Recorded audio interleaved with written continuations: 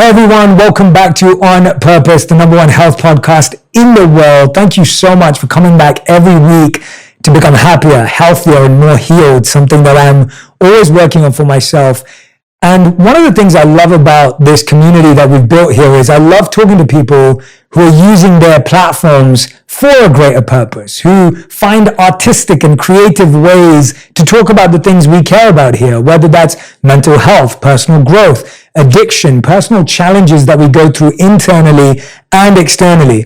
And today's guest is someone who has used their platform through and through to talk about really important, interesting, fascinating topics. I'm talking about multi-platinum and Grammy award-winning artist Macklemore, who's made history with a combination of commercial success, critical acclaim, and international appeal, with a total of 12.8 billion combined streams to date. And Macklemore is one of the most successful independent artists of the 21st century.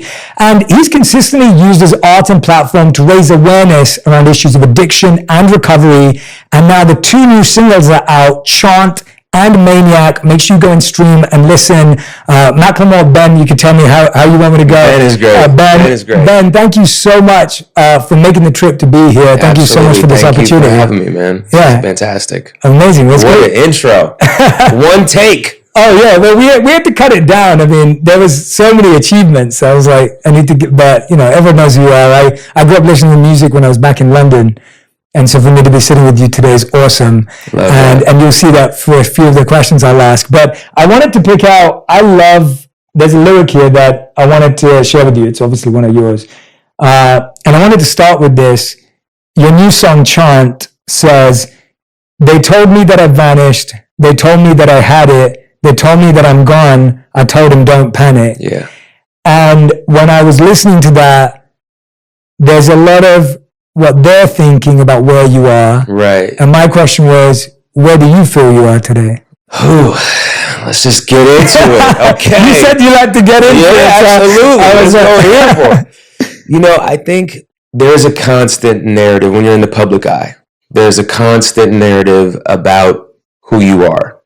And that ranges between people that love you, people that hate you, people that, you know, have maybe heard a song or two. And what I like to get back to is cutting out the noise of any sort of outside influence in terms of who I am as a person. That when you put yourself out there, when you put out art in any capacity, can I do it in a way where, regardless of its success or lack thereof or critical acclaim or nothing at all, I know who I am. And I think that that is the most important part about being an artist, because it's very easy to start looking. And I was listening to something that you said, and you can correct me because I will be wrong, but about seeing yourself through how you think other people see you, and how false that is. And we get this very precious life, this finite amount of time on this earth, and we waste it wondering what other people think of us, and also inheriting how we believe that they might be seeing. And it's a waste of time. And I got to a point years ago, and granted, this is a daily process to like completely shed this. So I have by no means arrived, but I stopped reading what people were writing. I stopped reading reviews, and I make art because I love it. And when you do that and you come from a pure, genuine place, that is where happiness lies and fulfillment lies, in the creative process. So that's what I'm getting to with those lyrics, the chant, is just getting back to the core of who I am as a person, as an artist, regardless of the outside. Yeah, I love that. And I love what you're saying about how it's a daily practice. It's something we have to recommit to, that ritual of getting back there and blocking out the noise. I wonder, when was the first time you felt you lost that? Did you feel you had that and then you started to lose that at a certain point? Or was it something that you've always been able to like grasp onto even when it's been tough? I think that at the height of our success, and I look back to coming off of, number one, Thrift Shop was number one, Can't Hold Us was number one. All of a sudden, this music that you feel like is yours becomes the world, and it becomes open to public interpretation. And I think I lost it then. I think that there was a point where it wasn't just a relapse anymore. I went back into active addiction around that time period. I didn't know how to maneuver the success. I had been an underground rapper forever. And as long as like that, my entire career was just like this. And then all of a sudden there was this skyrocket moment. And when that skyrocket moment happened, and you're at the mercy of the critics and the think pieces and like the people that are out there just to write scathing reviews or whatever, I lost it. And I compounded that by then turning to drugs to escape it, right? Like there's no escaping that. There's figuring out healthy ways to cope, or even better, to heal, or to just, tune it out. But I tried to put drugs on top of that to escape, which made it that much worse. And for me, with my history of addiction, it is a progressive disease. So I'm putting drugs on top of it, and I turn to a place of fear. And I think that fear really was a paralyzing force in that time period where I was scared. I didn't know how to deal with the outside world. Yeah, so around that time, and it's crazy because it happened at the height of the success, right? Mm-hmm. So I had on one side all these, awards and acclaim and millions of people and millions of dollars and all this money and all these things that in society's eyes, that's what you're working towards. And on the other side, I had completely lost track of who I was and the things that actually really mattered. And when did drugs first come into your life? Like when was your first connection with that? Because you talk about your history of addiction, right? But I'm intrigued by that. I feel like we always talk, and I do want to talk about recovery, but I feel like it's really interesting watching like when we as young people or as adults get involved with anything of this sort to then go back the other way. So when was your first kind of foray into that space? The first time that I ever drank alcohol, and I consider alcohol a drug, I was 14 years old, and my parents drank. And I had a liquor cabinet in my house above the fridge. And I went into that liquor cabinet and I took one shot of vodka. I was 14 years old. And I had on my undershirt. I had Tupac in the background. I poured one shot. I took the shot. And I was like, oh my God, I love the way that I feel right now. Like I finally am turning this off. I took two more. I wonder what 3 feels like.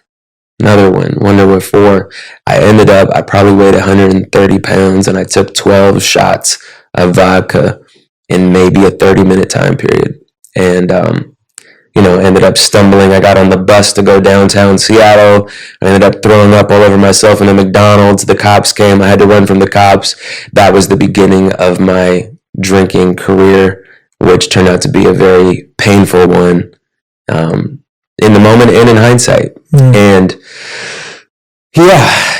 drugs came along with that, marijuana and, some pills and a bunch of other things. But, that was the beginning of a very unhealthy relationship from the very jump.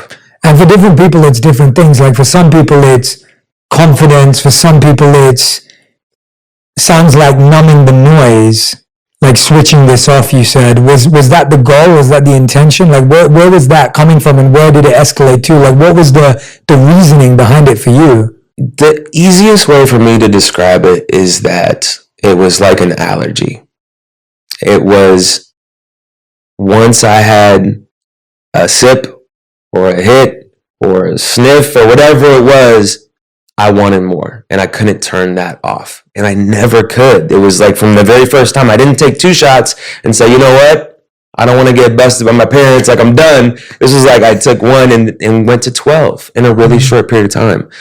And the longer that I've been in recovery and examining my own life and maybe what led me to that point, because maybe I don't know what the science is in terms of genetics or being predisposed. I had some things that happened at an early age that I think I wanted to turn off. And it wasn't until relatively recently that I've kind of examined those and seen other men in the recovery community open up about sexual trauma from an early age and be open and willing to talk about things that happen to them, things that like definitely growing up I never heard about, and up until relatively recently finding a community of men in recovery, I never heard people talk about openly in meetings. So I'm like, maybe that was the reason why. I don't know exactly. Yeah, no, that's fair. I mean, I think it's always a collection of things rather than it being one thing.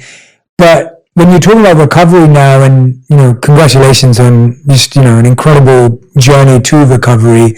When it was at its lowest point, which sounds like it was when you were at your highest point externally, you were at your lowest point internally, and it's actually not as surprising. Like that happens so often. Right. Like you hear that so often that people have their best moments externally and their worst moments internally. What was it that did give you reassurance or redirection to say, I want to find a way out? Because I can imagine that's so dark, and anyone who's listening and watching, maybe they have a family member who's in that position, or maybe they have a loved one, or maybe they're in that position themselves and they're listening to us right now. And they're like, but it is so dark. It is so hard. It is such a strong addiction that it always looks easy on the other side from the outside, but the person who's been through it knows what it's taken. Right. What was it at that low point, that dark point, that you said, no, I see another side to this? Life and death. What do I choose? It came down to that. And I knew the truth. I had been lucky enough that I had already been to rehab. I had already understood that this is the disease of addiction. This is an uncurable disease. This is something that I don't graduate from. This is something that I don't go into remission. Like, this will be with me forever. And as a daily reprieve and a daily practice, what am I doing for my recovery? I went back to the origin, the roots of what wrote the music that ended up being the heist that ended up getting all the awards and all the love and all of that. I went back to that place of, okay, where were you when you felt fulfilled? And what did you have? And I had a home group where I went, and I had a service position, and I made coffee for a bunch of other alcoholics and addicts. And on Tuesdays, in order for the meeting to happen, I needed to show up an hour early and put out the chairs in the meeting, and I needed to make the coffee. And the coffee was trash. It was horrible, but I needed to do it. And I had that accountability. I had that sense of community. I didn't feel alone. I felt something that I think all human beings want, which is to feel a part of. And the disease of addiction leads you to isolation, at least for a lot of us. Right before I went to treatment, I would, the only person I would pick up the phone for a call was the drug dealer. The blinds were drawn. I was in a super dark place. Now, granted, after the height of everything, I couldn't hide. I couldn't hide from the world. I had a full calendar. I just wore sunglasses inside and kept going.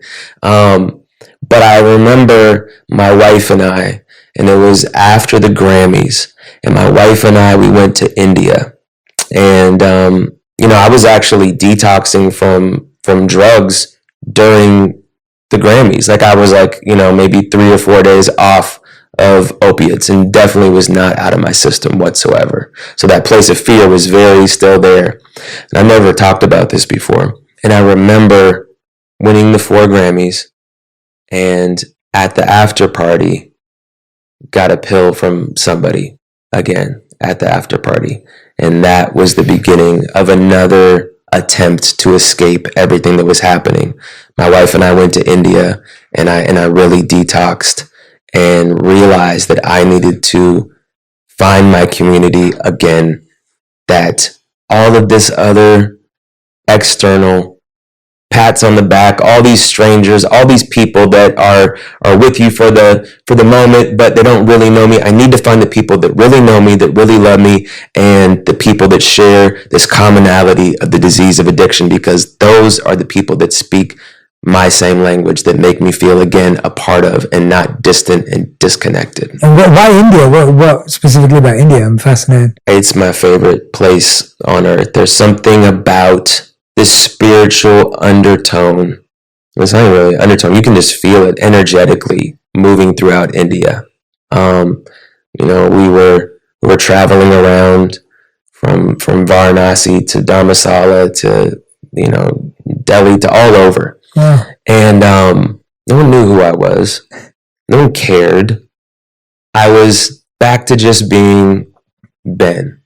And there was something so simple about that in that moment. And I think that you travel throughout India and you see extreme poverty in people that are still happy and fulfilled in that. And you realize that to actually be fulfilled and happy in this world, all what we have been taught in the Western world that we need, these benchmarks in terms of success and square footage of a house and what type of car, all of these things do not lead to happiness. And I was reminded of all of that, and I just love this. I just love India. That's amazing. Was that your first time there? No, I'd been there before. Yeah. Oh wow, that's incredible. Obviously, I've spent so much time in India, and that's been such a. I feel the same way as you do about it, in the sense of it's spiritual energy that's just emanating constantly. Yes. And I find it's even easier to develop spiritual practices there and habits there and things like that. What have become some of the habits or practices or rituals that you feel you've formed that have aided this process of recovery? Community seems to be a big one of them. You keep referring to being around those people, reconnecting with who you were before. Yeah. What are some other things that you've really worked on that you think have been pillars of supporting you at this time? I think service is a massive pillar in terms of getting outside of self. You know, it talks about in some of the literature that I work from, the disease of addiction is rooted in self-centeredness. And in order to get outside of self, the quickest way to do that is to think about other people. It's like the thing that's under all of our noses. It's right there in plain sight, and yet we keep going on this journey of like, what do I want right now? How can I serve myself? What are my needs? What are my immediate family's needs? But to really actually, you know, to find like connection with other people, it is to serve. And that's something in the recovery community that is one of the, you know, pillars. Wow. That's a massive part of it. And it's looking inward. It's doing the step work. It is figuring out my character defects, really stripping down, figuring out who I am and how can I improve. And there's so much work to be done. You know, I mean, and I've been in and out of the rooms of recovery for 14 years now. And I relapsed at the beginning of COVID. So I have a couple years, but I still feel like a newcomer. I still feel like this is brand new. And I'm just on the precipice of figuring out something that's going to open a new door. Yeah. Service is such a underestimated habit and ritual. And hearing you speak about it in that way is so life-giving, because I think it's one of those things, as you said, we've just completely taken out of society. It doesn't really exist in our vocabulary. It doesn't really exist in our recommendation to people or as an antidote to anything. But as you're saying, in the recovery community, it seems to be a big pillar and a big part of that. Do you remember an opportunity where you got to serve, or something where you tried to do something like that, where you felt the benefits that you just described?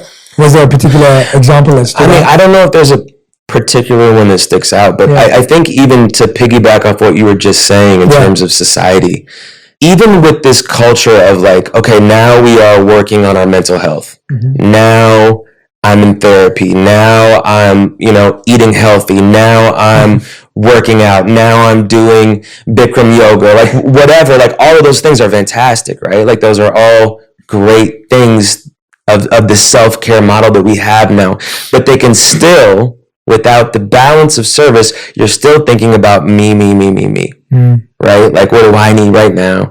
How can I get my life? You know, I need to talk about my trauma and all of that. And that's, again, fantastic. It's still easy to be thinking about self in all of those practices. And can you actually have all of that in that still balance? Am I thinking and showing up for other people? Yeah. And that can be as simple as, you know, picking up a phone call that you feel like you're too busy to take.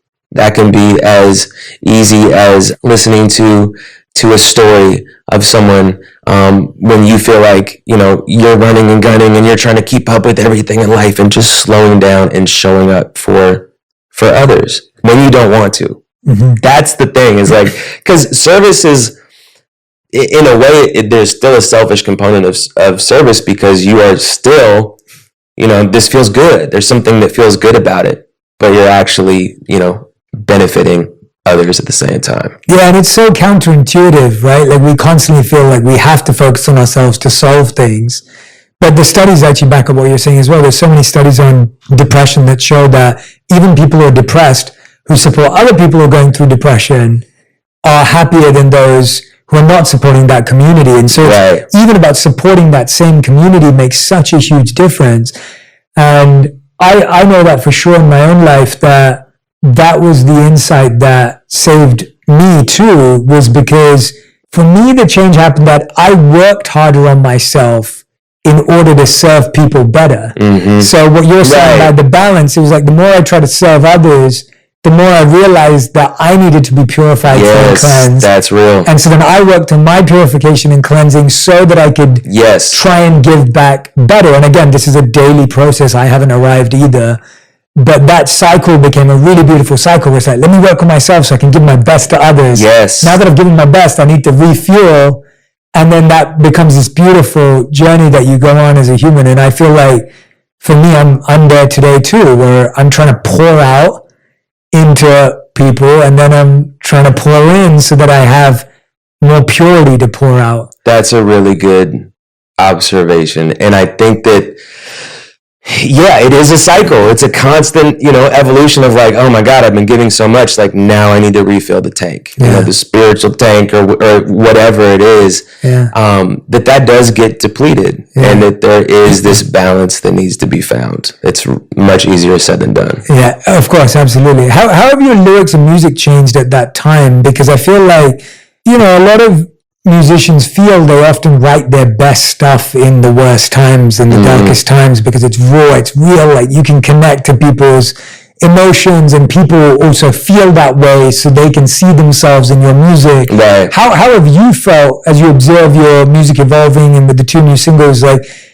has that impacted the music, or do you feel you're writing from a place of always working on yourself and that's what connects with people? I think that I'm always working on myself. You know, I was, you know, just in the coffee shop an hour and a half ago. And I get the coffee and I go to the bathroom and I'm like, you know, I just felt this wave of depression. And I'm like, like where's that coming from? I didn't find an answer. The darkness is always there. I don't have clinical depression by any means. I'm, you know, someone that I would like to think is like relatively happy, but I do go through lows. Mm-hmm. I'm human. I'm going through this spiritual experience in this human form. But I felt this wave, and I was like, I wonder if Jay ever feels this wave of depression, which I do want to hear if you do. Yeah. But I also had this thought of like, you know, this is what creates art, right? If we were always just like this, or if it was just kept going up and it just got better and better until we died and then we're out here, it wouldn't be interesting. Like I need to feel those, you know, moments of elation and translate that to music. I need to feel those moments of darkness. You know, sometimes it's self-inflicted. Sometimes it's just that wave that you don't know where it's coming from, but it's like this blanket of darkness over you, and you're like, man, I gotta fight through this right now. But it all makes great music. It all makes great art if you channel it. Yes. But do you feel that? Yeah, I think I want to answer your question. There's some things I can relate to. When I was in my teens and I first started hearing about depression, and that time it wasn't the norm to talk about those things. Like today, as you said, we're trying to talk more about these things. But when I was in my teens and I first heard someone was depressed, in my head I was like, how can you be depressed? You have everything. Like I was one of those people who looked at a friend who seemed like they had it all together and couldn't fathom or understand how they could be depressed. Right. It was like, you make good money, or you know, you have a good situation, you know, you're a good looking dude, like what's your, you get women, like I had that very basic view as a teenager. And then I felt it for the first time when I left the monastery. So I lived as a monk for 3 years, majority of it in India. And when I left, that's the first time I felt depressed. And I was around 25 going on 26. And that was the first time it hit me in my entire life. And that was because I had a plan and I had a direction I was going in, and it didn't work out. Yeah. And all of a sudden I wouldn't even say a wave, I would say a very strong sense of depression. And I didn't even let myself admit it to myself at the time because I was so scared about what would happen if I admitted it. And so if you asked me during that time, I would have said I'm fine.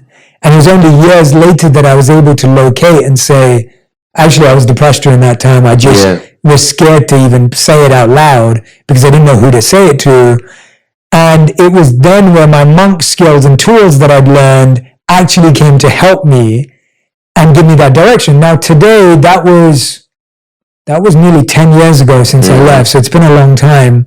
And I'd say today that I get sad thoughts, I get depressive thoughts, but it's two things. One is they don't last as long anymore because I've found a process and tools of what to do with them.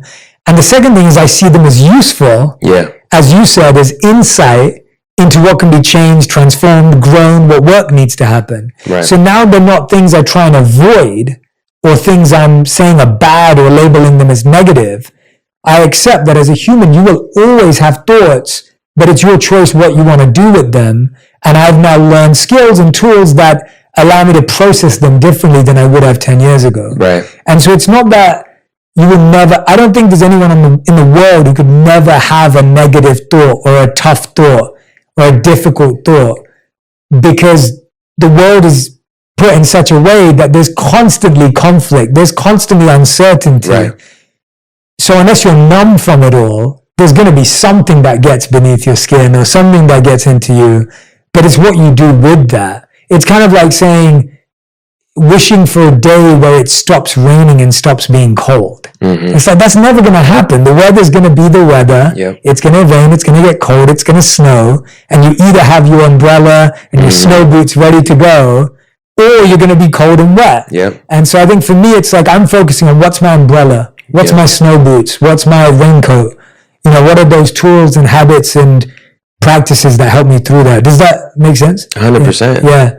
I love that. So I'd be lying if I said I don't have sad thoughts and I think we have to get out of that, because I think we all deep down believe that we will one day get to a place where you don't feel that way. And that kind of, I feel, stops us from getting there. I don't know if you've ever sensed that. Like, you kind of think about getting over something. We both talked a lot about getting through stuff. Yes. And with it, but I feel like in society we have this idea of you're an addict and now you've recovered. Right. And you said I'm in recovery, and I'm guessing that's language that lasts. Yes, completely. Yeah. It's interesting you said that, because the first time that I went to India, I was 19 years old, and I did a 3-day silent meditation. And on the third day, I remember I couldn't meditate. I never had really meditated. I'm trying to calm the mind, follow the breath. I have no idea what I'm doing. I'm like, this is never going to work for me. On the third day, I was up in the hills. I was looking out over, a mountainous terrain, and, I'm watching the trees, and I'm closing my eyes, and the trees are still, and, I'm seeing it through my eyelids, and the breeze came through.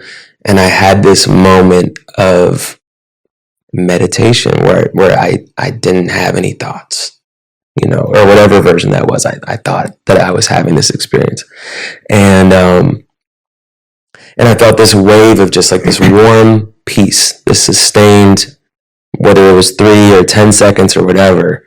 And it was this contentment that I don't know that I'd ever really felt.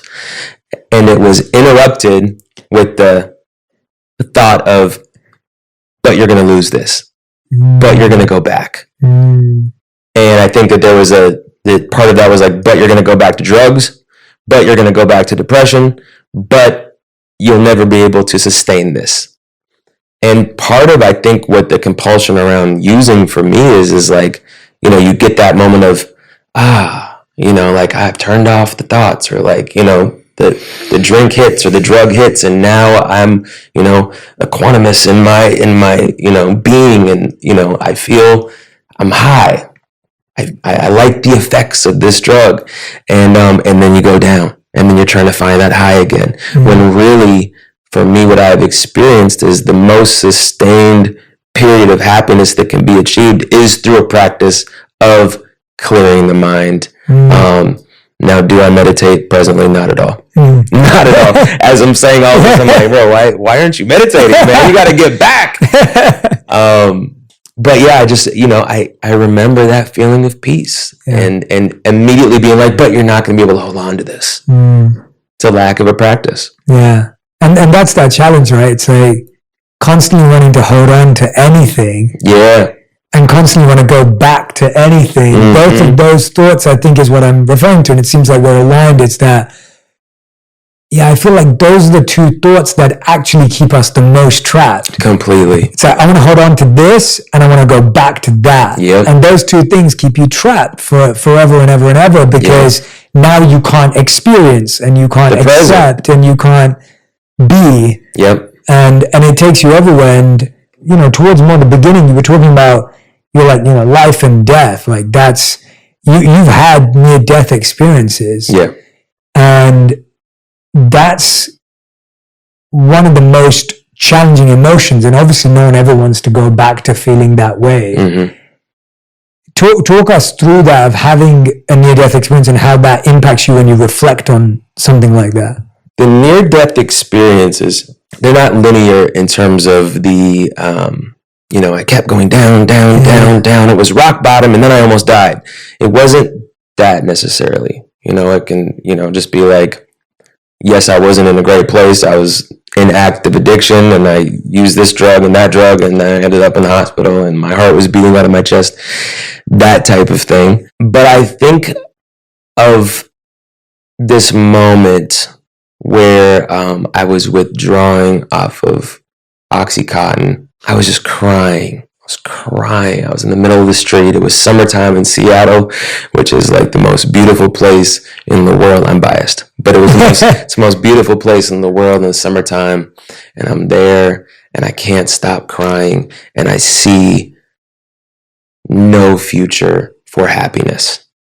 All my serotonin was completely depleted. I was 100% reliant on this drug for any sort of crane to pull me out of a place of wanting to die. And I think that these near-death experiences, yes, I have had actual, you were close moments, ended up in the hospital moments close to, death. But even more scary than those are those moments where you don't care. It can even go a step further than you don't care. It goes to a place of, I don't want to be here. Those are super, super scary in hindsight. In the moment, it's like, take me. Wow, yeah. Take me. I'm not fighting anymore. I'm not fighting for life anymore. I've gone down the trail deep enough into the forest of this that I am fine to just leave this physical space. That's scary. Yeah, it definitely is. You're reminding me of, I had a conversation with Dennis Rodman 3 years ago now on the podcast. And I asked him what his purpose in life was. And he said to survive another day, to live another day. And to have someone say that in front of you, in an interview, I was like, it really took me aback, because you're not expecting that much honesty, but in that moment, that much, vulnerability as well. And I know he's surrounded by a good group of people who are supporting him and helping him, but it was scary even to experience. And, you've had your partner, your wife, who's been such a big part of your journey. Yeah. You've spoken about her music. She's been such a supporting figure. Obviously, she loves you. That's without a doubt. And you love her. But what do you think has allowed her to be a supportive and helpful partner during this time? And how have you tried to help her help you? Mm-hmm. Sometimes you may have got it wrong, sometimes, but tell me a bit about what she's done exceptionally well. Yeah. And then when you've helped her help you in an exceptional way, but then sometimes when maybe you haven't helped the situation. Yeah. Oh, that's a good question. Yeah. My wife is is amazing. She's a big fan of you. She's super excited. She should have come today. She's not here. She's directing a music video actually, so she's in the midst of planning for that. Well, tell her I'll send my love. I definitely. I'll send a gift. We'll have to send something with you. She's a massive fan. So it's cool to talk about her. She's she's my best friend. She's amazing. She I think first and foremost, I was in rehab in 2008. And I had been with her for, since 2006. So we're, a couple of years into a relationship. And she was supposed to come up and visit me in rehab. And all the families show up. The commencement of group therapy starts. My, at the time, girlfriend wasn't there. And she had ended up getting arrested on the way up. She was still drunk from the night before. After that, she never went to treatment. She did some 12-step work, but she has never used since. And she was definitely, one of us, like one of me, an addict and an alcoholic, and never had that off switch. But the way that she has shown up for me is that she has stayed clean and for herself. First and foremost, foundational level. And we just celebrated last Friday her 14 years of sobriety, and I got to watch her take her coin, go up to the front of the meeting in front of 100 people and take her coin, and she's all nervous, and I have tears in my eyes, and I'm just like, this is my person. I'm rooting for her more than anything, to be clean and to be healthy, and it's something, and she has done something that I haven't been able to do, which is continuously stay clean. And it's a complex question, like, how do I help her help me? The one thing about the disease of addiction is that it is insidious, and that when I am in active addiction, it starts before I actually pick up the first drink or drug. It starts slowly, and it creeps, and it escalates, and it starts telling me, you know what? No one's around. No one's going to know. You can do that. All of a sudden, I'm in self-will. I'm not in God's will anymore. I'm in self-will. What do I want? And that selfishness rises and rises and rises. And it can start with simple things, just like, you deserve that. Like, go ahead, buy that. Omit that. These little ways that it just starts creeping, getting louder. And for me, all of a sudden, it leads me to this place of none of that works. Like, material possession to feel happy does not work for me. Like, go ahead, get another watch. Go ahead, get that jacket, get those shoes. Do that, have that experience. You deserve it. It doesn't spiritually fulfill me. So now I'm on empty in the spiritual tank, and I'm reaching for anything. Come on, more. How do I fill this void? This God-sized hole. What do I do with this? And eventually, I start to think, a drink or a drug sounds like the best idea, because I hate myself. Now, how can I help my wife help me in those moments? It's counterintuitive, because when I'm in active addiction and the disease is talking to me, I don't want to tell anybody. The disease is like, don't tell her. No, she doesn't care. The lies, the lies that I'm telling to myself in order to act out are getting increasingly loud. It's a very, I probably sound crazy right now, but it's, you're educating. That's how the disease works for me. And I think unless you have the disease, and maybe it sounds crazy, but that's actually the narrative that's slowly happening, whether I'm conscious or unconscious, in my head, to get me to the point of hating myself enough that a drink or a drug sounds like the best solution. So I have to tell her, I have to be honest, and she has seen enough relapses at this point that she's like, dude, what are you doing? You're in self-will right now. When was the last time that you called your sponsor? When have you got outside of self? When have you done something in your recovery community? Why don't you go to a meeting? She holds me accountable even when I don't want to be held accountable. And usually I can tell because she'll say something. And if I'm naturally defensive, if I'm like, no, you don't know what I'm doing, usually I'm like, okay, she's got a pulse. She knows me very well. And she's trying to help you, dude. Like, if she says, sometimes she can misread the room, and I can completely hold that space and listen to her and be like, I understand that I could be doing better in these categories, but I'm actually feeling pretty good right now. And I welcome that from people in my life. Like, I think part of addiction is that it has to be secret. Even you talk about 10 years ago with like, this depression, that you're like, I feel like I had to be okay. I had to be fine. I had to tell people I was fine. And there's this secrecy with addiction that we can't talk about it. That when those thoughts come in, or in recovery, I'm like, I'm a person in recovery. I have to be like, holding up these pillars, and now I'm a public figure in recovery, and I need to be. It's like, dude, I am just like everyone else, completely fallible and so far from who I want to be. But the more people that I can talk to, where I'm not a secret, that is when I share my truth, and it opens up a platform for other people too. Or when they share their truth, all of a sudden I feel comfortable in the space to tell mine. The disease dissipates. And by the way, you don't, in your words, don't sound crazy at all. Actually, I feel like you're educating us and enlightening us on what's going on inside. And so actually I'm learning a lot, and I appreciate it a lot, because I don't think we only watch these. If it doesn't happen to us, you only watch it from the outside. Right. And you have no idea what the dialogue in someone's mind is. And so hearing what dialogue you've had in your mind is massively illuminating, because like you referred to mine, I agree with that on so many levels.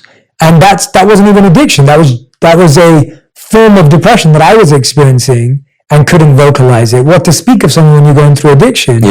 And I couldn't agree with you more that whether it's something tiny or whether it's something huge, if we don't talk about it, you actually never learn. Like I had a very non-life-threatening surgery recently. Like, it's pretty routine, it's inconvenient, but it's not like, I'm not gonna die from it. Like, that's not what kind of surgery it is. And me even just telling some of my friends about that, I found out a quarter of my friends have had that surgery but never told me. Like, no one ever talks about it. And I know it's not a big deal, but the point is that knowing that they'd had it, and knowing that they'd been through the surgery, and knowing that they'd recovered, or knowing where they'd had struggles, was useful. What to speak of addiction, or something that's far more detrimental to your health and well-being. I can totally understand why being able to share that. And I really love the point you're making about, and this is partly societal and ourselves, is you just explained a lot of roles. Like, I'm a public figure in recovery. I'm a this in this. I'm a music artist who was addicted, whatever. So we create all these titles and roles and designations that are not the real us. And society forces us to play them, and we force it. There was a lyric that I love. This is probably one of my favorite songs that you've done. I was talking to I have a meditation program that I've created for Calm, and we were just there recording before this. And so I'm recording for like 4 hours, just teaching meditations. And I was speaking to my producer, I'm really good friends with, his name's Ben too, saying that you were coming on the show. He loves rap too. And so I was showing that you were coming on, and we then started talking about some of our favorite songs. So he was saying this one is his, and I was like, oh, me too. So Light Tunnels. And there's this lyric that I thought was really powerful for what we're talking about right now. You say, they want the gossip, they want the drama, they want Britney Spears to make out with Madonna, they want Kanye to rant and go on longer because that equates to more dollars. They want talking topics, they want trending topics, et cetera, et cetera. And so, it's that idea that we're trying to create, society's trying to create these identities for us, and then we kind of try and live up to those identities. How do you in this moment disconnect from that and go, well, actually, yes, people may say I'm a public figure going through recovery, I'm a music artist doing this. How have you found a way over time to not subscribe to that identity and be like, no, I'm Ben, who are you today? Like, how do you create that disconnect? Things that help my kids getting off of social media. Again, not to be redundant, but my community in recovery. I think we're all trying to get back to that place, whether you're in the public, space or not. It's It's the idea of who am I really at the core. And I've always used art as a medium to find out my own truth and to find out who I am as a person. But it's all the things that we're kind of discussing. It's like, and you were talking about in terms of service too, like, doing your own work and then putting it back and then going back and forth in this cycle. I think it's getting exercise. I think it's clearing the mind. I think that it's picking up the phone. I think that it's like, I think it's these small little acts throughout the course of a day that you realize that all of this is so fleeting and that it's not real. It's not all of that world that's in light tunnels that we're speaking about. It's as real as we make it. And I think that it's really challenging to divorce yourself from media when you are a part of the media, when you are a part of a topic. Or, I could throw out 10 celebrities' names and like the first, you'll have thoughts and judgments right away when you hear someone's name. And we've compartmentalized people, we put them into boxes, we don't really get to know who they are. And I think that that's why long form podcasts or conversations have helped to kind of reshape how we view certain people, and are actually really beneficial to get to know individuals outside of a headline. Now, the unfortunate part is, and also for how short our attention spans are, and now, 5-second increments, 15-second increments. We're scrolling, we're moving on. We can't retain information. We're on to the next. It's really dope to see that like long form podcast, there's a lane for this where either it's super fast or like I'm going to listen to Joe Rogan for 3 hours. You know what I mean? And like, and I think that that's because people are longing for something deeper. They want to hear conversation. They want to see the evolution of dialogue start here and go here. Like that is what actually is real. We are not creatures that operate in 3 to 5 second increments. There's a flow and an evolution. And I think that explaining who we really are, our character defects, our flaws, our shortcomings to the things that make us brilliant and unique, to really examine those is what this life really is all about. And the rest of it is a hurdle to get over. I love that analysis of it. I really do, because you said earlier, you said we're spiritual beings having this human experience.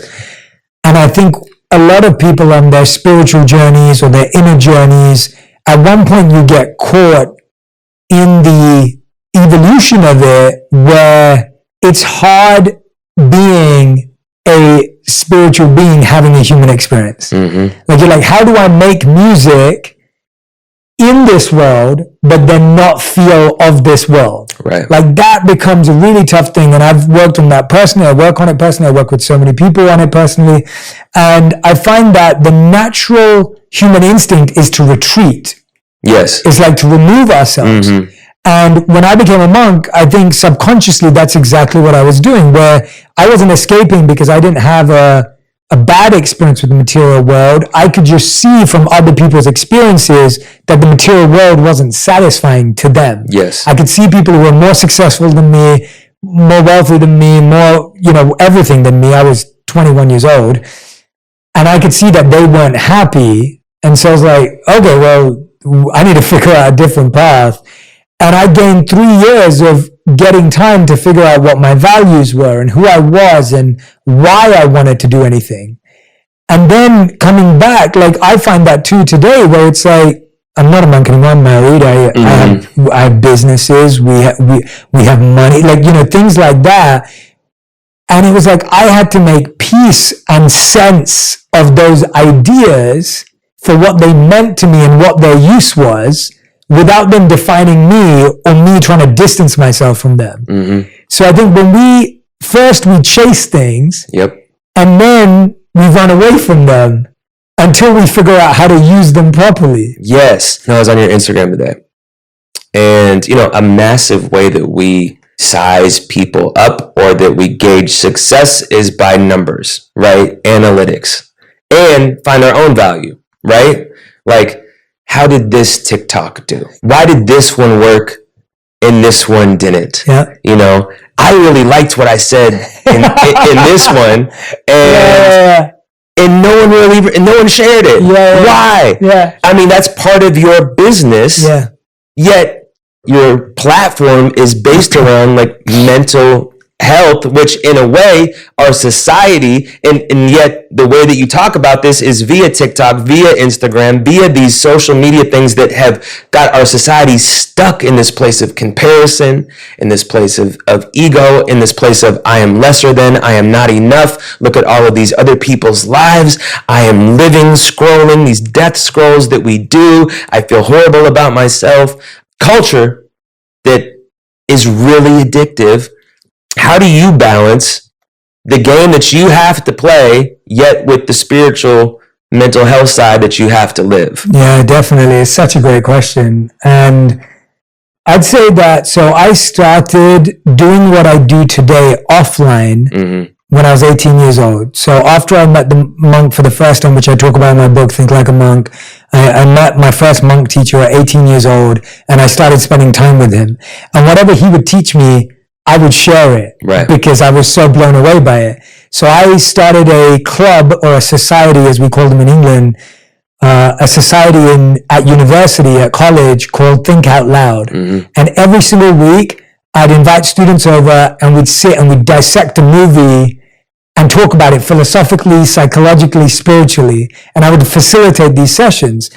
And when I first started them, like 0 people showed up, because it's like, people at 18 want to get drunk and go to the club. They don't want to come to a society to think out loud. Yeah. And so then I started handing out posters and flyers, because I realized that I had to do a bit of marketing to make sure people were interested. And then people started coming. And so by the time I finished university, we had 100 people coming. Yeah.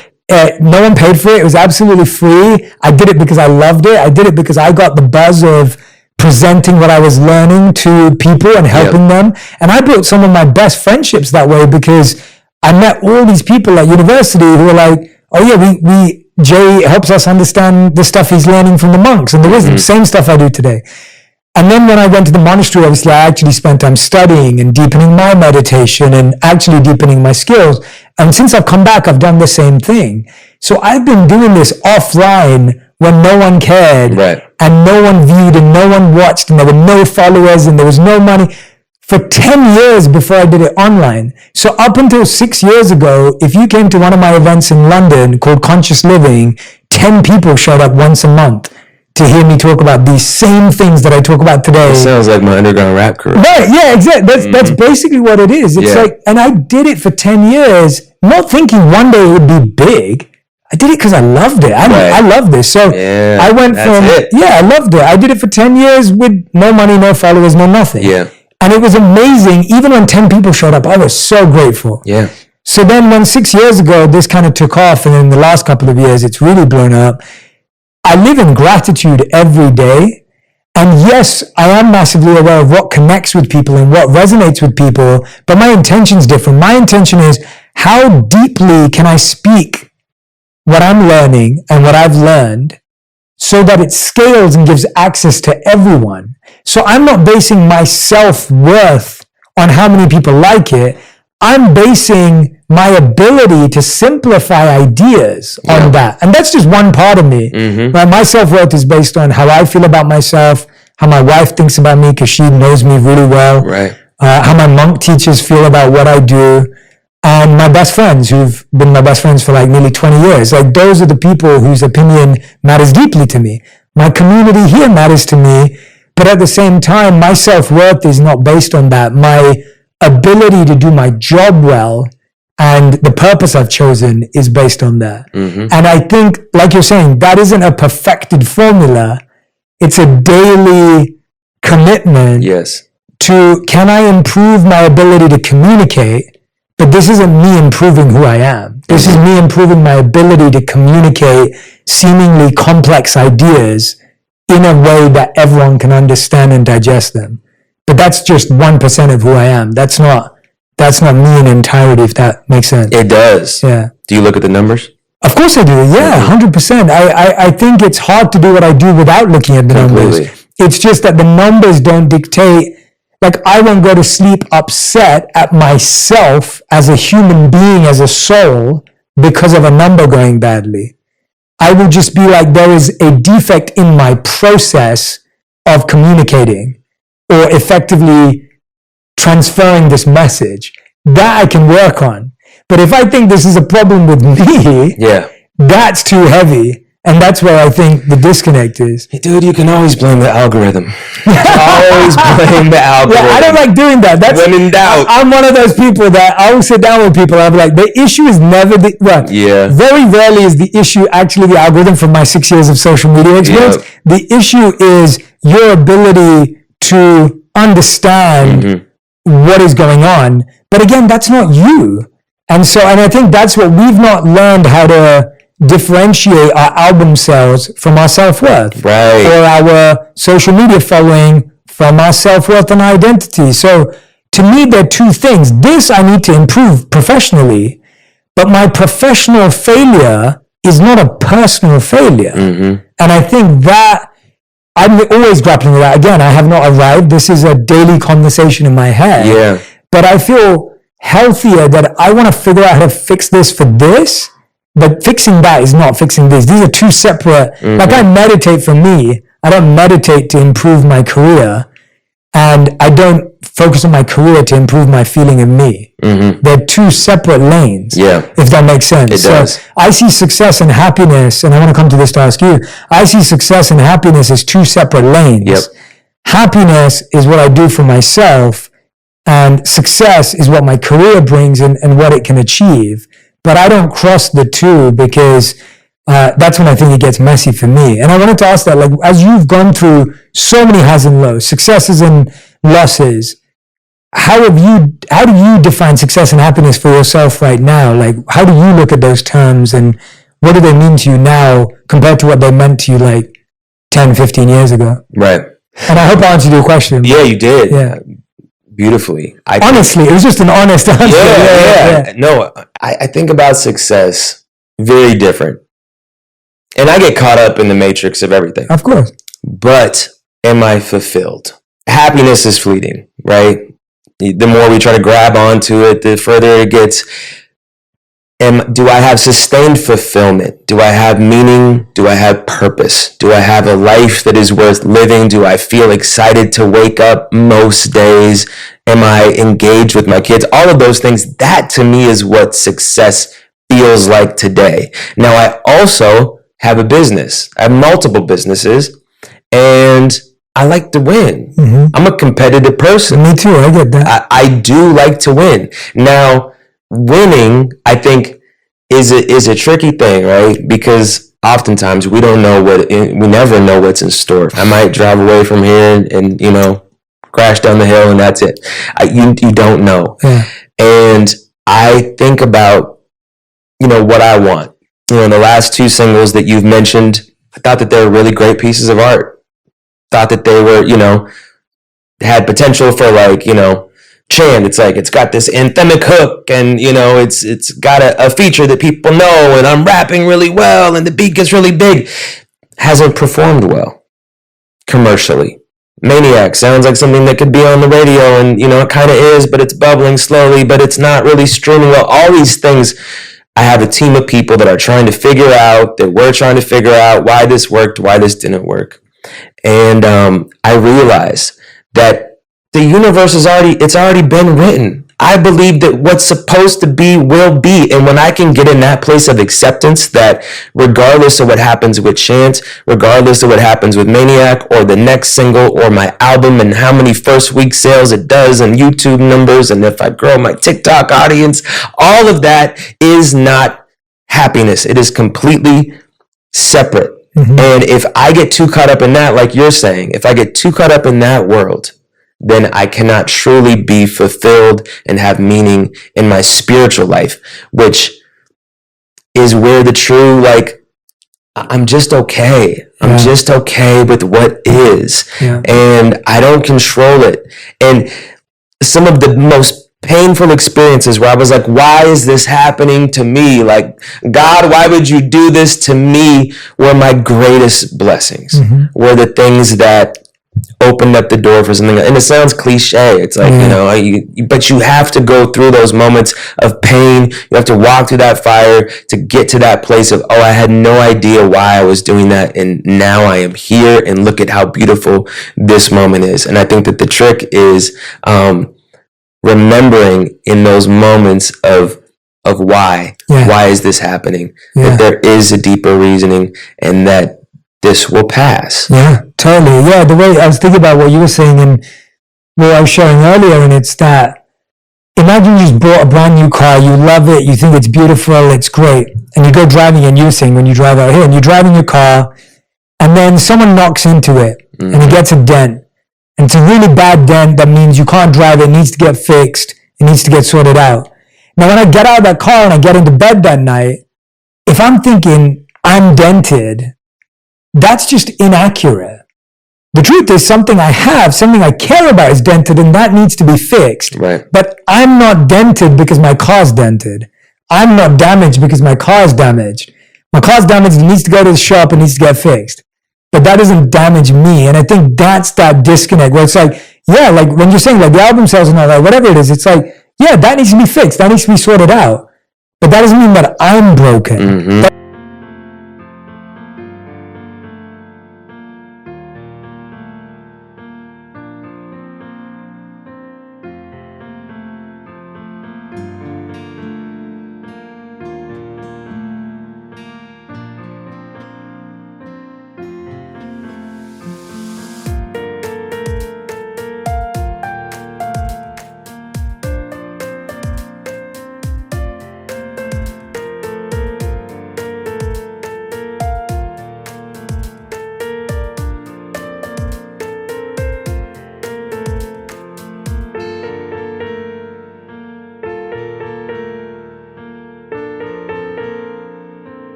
It just means that there is a system mechanism with somehow how we're creating, how we're building, that can be improved. Yep. Right? And so to me, and I love the point that you're saying, that to me it's also an alignment of how much we're creating and what we're creating. I find that when I make something out of alignment, it's more likely to fail.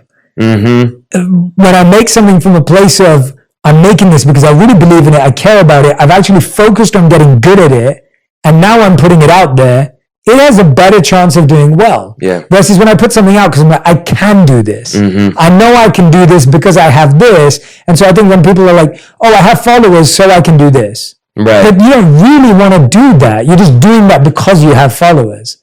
And I think there's a study that shows how after someone sells a company, in the next 2 years, they make their worst investment decisions. Why? Because now they have money. Yep. So they make bad investment decisions. When you didn't have money, you made better investment decisions because you were so careful and so thoughtful about it. Yeah. And so I find like sometimes abundance leads to stupidity because abundance needs to be treated with love and respect as opposed to with abandon and wastage. Yeah. But you brought up a good point in terms of, the 10 people that would come out in London to talk and what your intention was.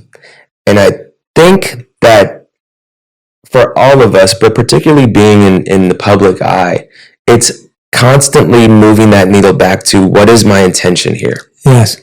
What is my intention? Yes. And if you're in the studio I'm in the studio and I'm creating a record, if I'm going into it like, this is the one that's going to be on the radio, that song sucks. Yes, that song is horrible. Yes, no one wants to hear that. And the public is smarter than we give the public credit for. They can tell when an artist doesn't know another artist and they just made a song because the labels were like, 1 + 1 = 3. No, it doesn't. Real art is felt. Yes. Authentic people. Yeah. That's what's contagious, is when people can actually feel and hear that authenticity. You can't manufacture that. And again, but with all the noise, with all the white noise it's in the periphery, if I'm not centered, if I'm not spiritually fit, I'm eventually going to feel like, guys, we need a TikTok song.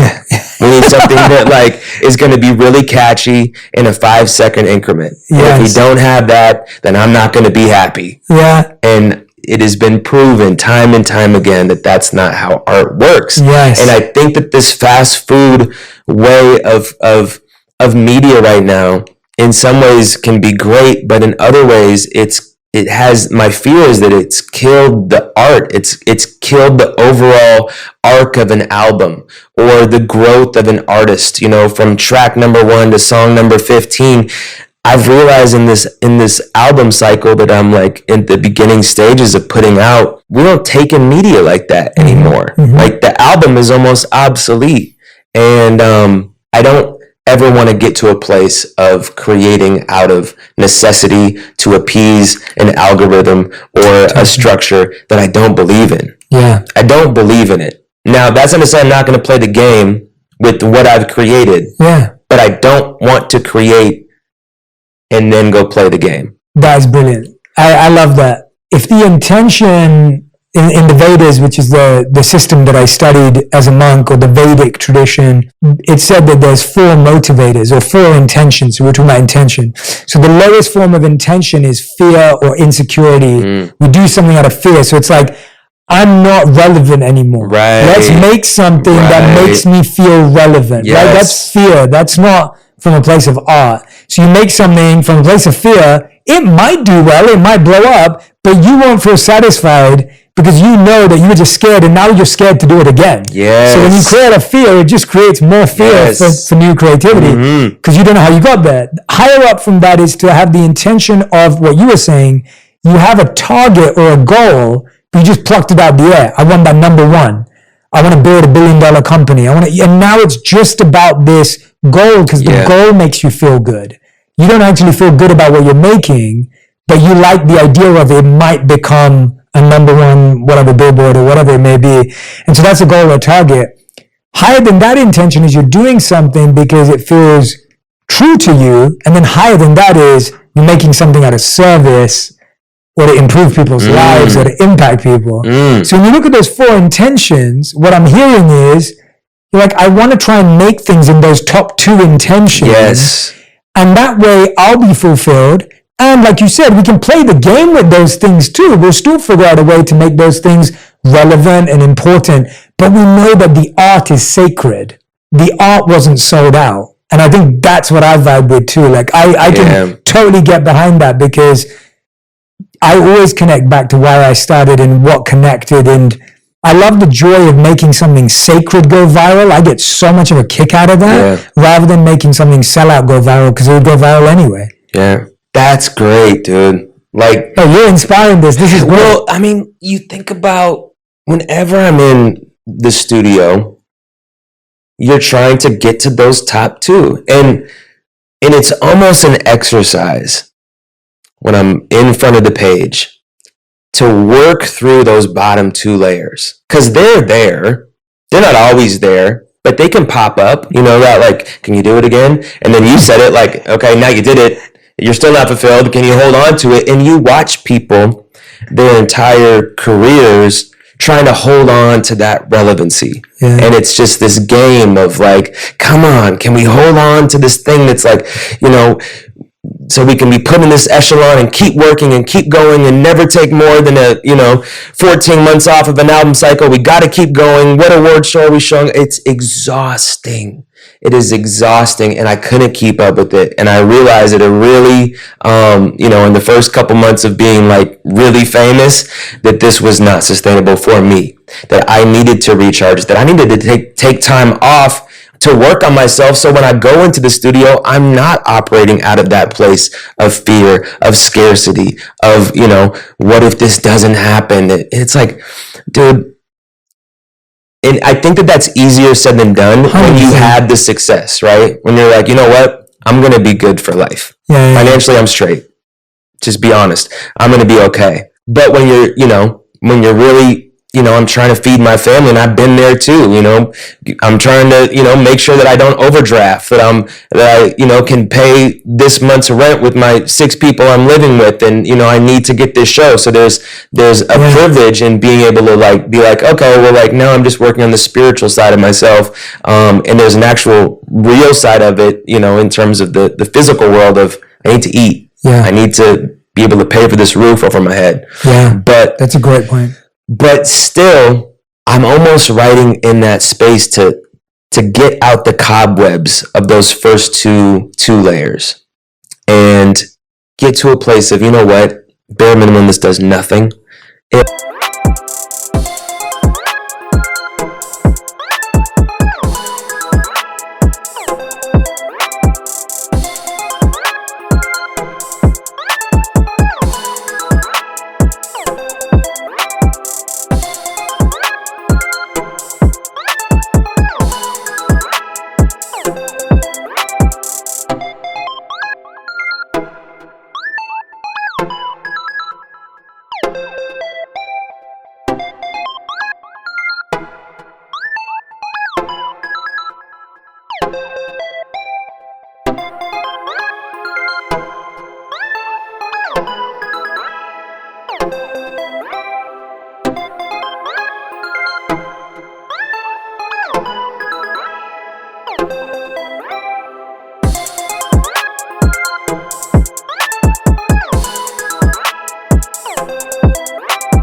least we had a great time in the studio. Mm-hmm. At least I found out some truth about myself. At least this was an exercise where I got better at my craft and I enjoyed being creative, and I got together with community, whoever was in the studio, and we made something that will be around forever. Mm-hmm. Regardless of if it's viral or if it's a number 1 or top 100, it doesn't matter. Mm-hmm. We made something with pure intention, and the people that heard it were the people that were supposed to, and everything else is outside of my control. And if you're a creative, then you just keep going. Yeah, you just keep going. And I was listening to some old music that I had written in 2004 or 5 or something the other day, and there was this Dennis Hopper sample, and he's talking about if you're an artist, if you are really truly an artist, your art is like breathing. You have no choice but to create. That is the exercise. And I want to be that person. I am that person. I don't have to try to be that person. I am the artist. And for those of us that are, there is no choice. The success is a bonus, but at the end of the day, if I wasn't doing this for a living, sure, I might have a different 9 to 5, but I can almost guarantee you that when I get home from work, I'd be going right back to writing raps. Yeah. And that's what it is. It's that love. It's that dedication. And I love the clarity you gave, though, of when you're on the come up versus when you've created a platform, because I agree with you that sometimes fear and the goal of survival are actually what gets you started and gets you going and gets you your first breakthrough. Yep. It's just once you've had that, please upgrade. Yep. Right? Because if you don't upgrade at that point, you're still driving in gear 2. Yep. And it's like, but no, you were meant to get to gear 5 by now, and you're still going at gear 2. And it's like, that's what takes you down the other way. And so I agree with you. I think you're right there. I think it's such a great clarification. I'm so glad you brought that up. That sometimes fear and the goal and the insecurity is what gets you moving. Yeah. And there's nothing wrong with that. It's just that it gets you moving. It's just not going to keep momentum. And I've just seen too many people just stay on that gear 2.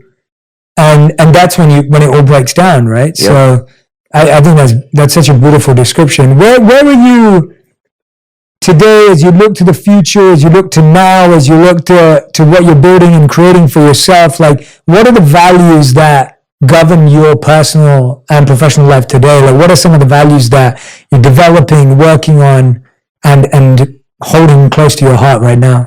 Honesty with myself, with my partner, with my kids, with my community. I want to be transparent in all facets of where I'm at.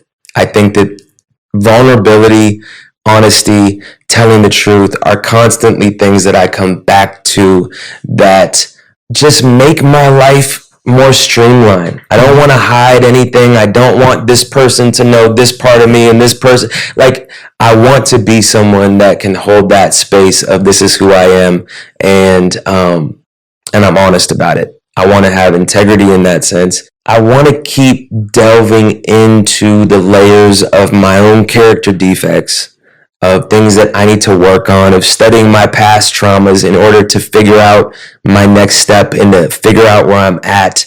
I want to be a dad that listens, that asks questions, that is there for the beautiful moments, the difficult ones. That's super important to me.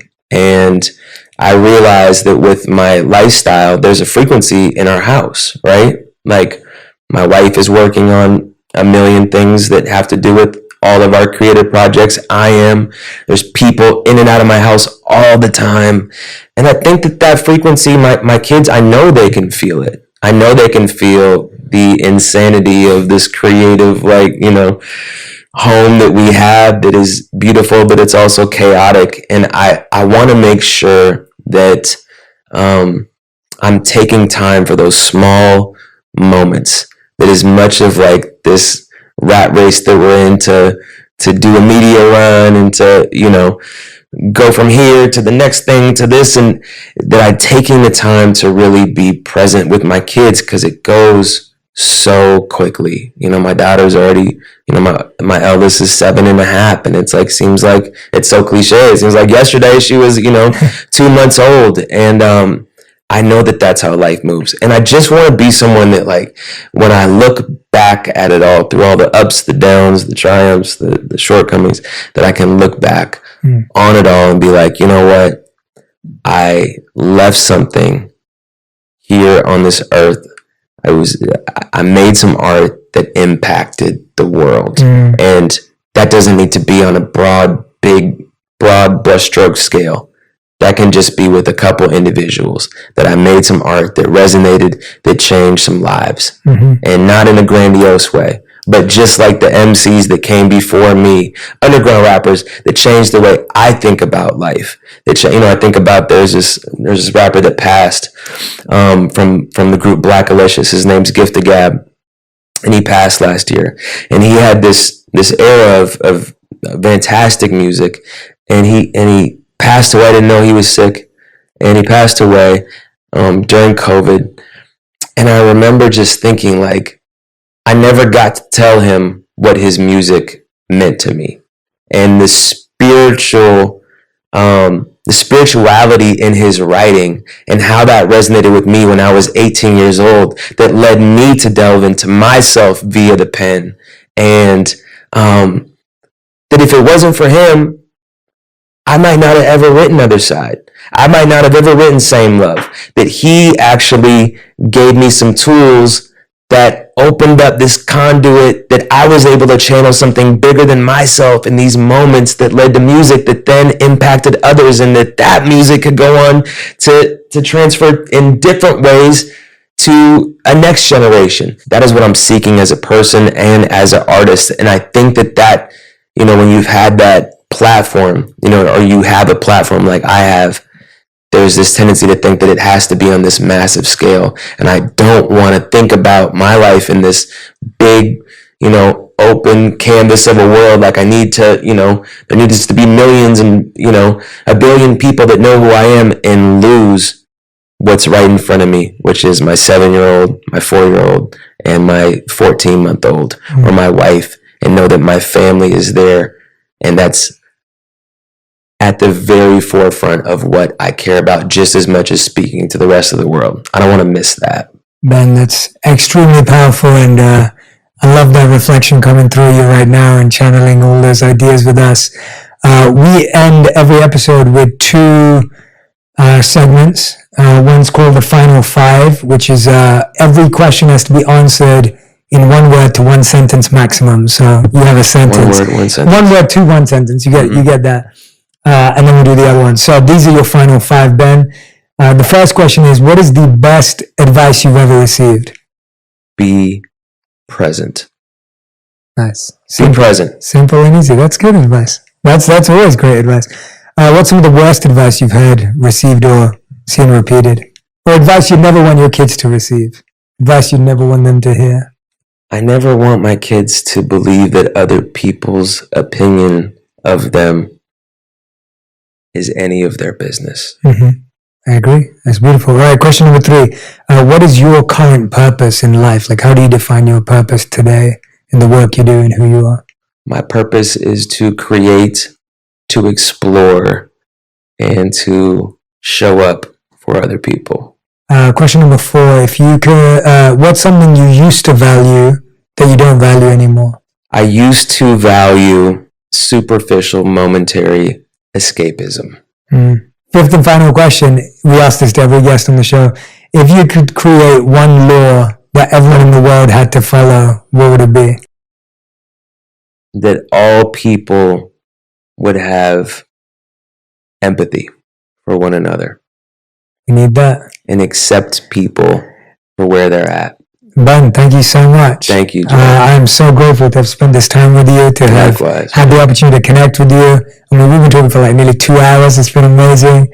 And thank you for being so open, so vulnerable, so giving, and also just generating so many interesting directions for this. It felt like a real conversation and back and forth. So I appreciate that a lot, man. Absolutely. Thank you so much. Great, man. Thank you. You are, man. You are. Thank you. And everyone who's been listening and watching, whether you're walking your dog, whether you're cooking, whether you're on your way to work, on your way back from work, or at work, I want you to share what you learned today. So please tag us both on Instagram, on TikTok, on YouTube, on whatever platform you use, Twitter, and just let us know what were the insights that stuck with you. Maybe there's a practice or an idea that you're going to share with a friend. I love knowing what's going to stay with you from this conversation. And of course, we hope that